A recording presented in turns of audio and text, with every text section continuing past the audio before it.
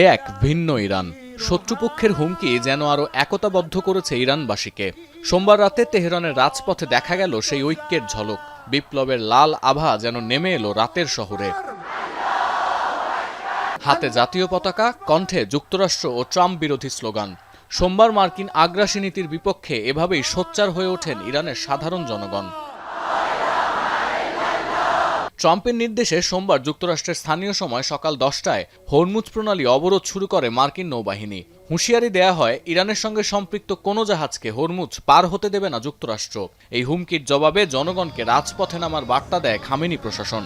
ট্রাম্পের নির্দেশ কার্যকরের পরপরই সাধারণ মানুষের পদচারণায় কম্পিত হয় তেহরানের রাজপথ। প্রতিবাদ সমাবেশে অংশ নেয়া ইরানিরা সাফ জানিয়ে দিয়েছেন, ট্রাম্পের ফাঁকা বুলির তোয়াক্কা করে না তেহরান। ما در این میدان‌ها هستیم تا از نظام کشورمون و از نیروهای مسلح کشورمون حمایت کنیم و اونها در ذیل حمایت ما به وظیفهشون کاملا عمل خواهند کرد. کاملا نشون داده که امریکا در مواجهه با توانمندی ایران به یک استیصال و یک درماندگی رسیده. وعده مثل وعده‌های دیگه‌اش همش تو خالیه.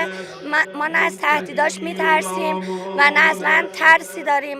মধ্যপ্রাচ্য বিশ্লেষকরা বলছেন, সরকার বিরোধী আন্দোলনের সময় ইরানের অভ্যন্তরে যে বিভাজন দেখা গিয়েছিল, ফেব্রুয়ারির হামলার পর তা অনেকটাই কমে গেছে।